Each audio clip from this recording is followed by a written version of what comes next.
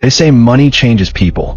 But for the Marwick family, it didn't just change them, it destroyed them. For decades, the Marwicks were one of the most respected families in their small coastal town. They owned businesses, estates, and charities that had stood for generations. Their name was spoken with admiration and a hint of envy. But no one knew that behind their elegant smiles and pristine reputation was a darkness waiting to be unleashed. It began, as most tragedies do, with a death. When a family patriarch, Edward Marwick, passed away at 79, his fortune was estimated at nearly $50 million. Land, art, old money that had been carefully guarded for over a century.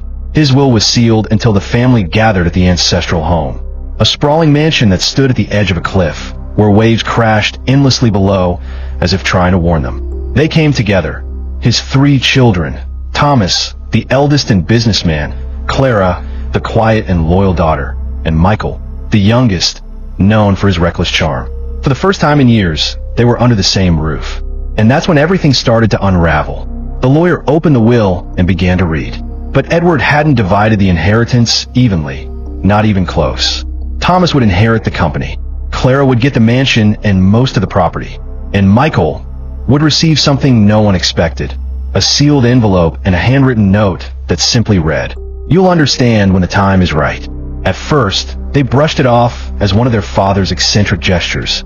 But that envelope and what it contained would become the spark that set fire to the entire family. Michael opened it later that night. Inside was an old photograph, worn and faded, showing their father with a woman none of them recognized, holding a baby. On the back, a single name was written, Eleanor. Michael didn't sleep that night, and by morning, neither did anyone else.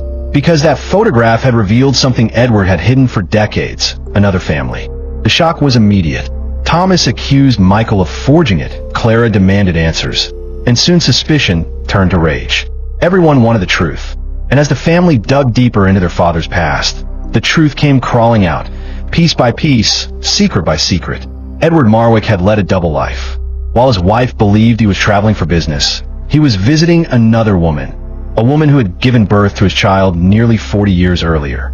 The baby, Eleanor, had been raised under another name in another town until she vanished at 16. Police records showed a missing persons report filed in 1986, but quickly withdrawn.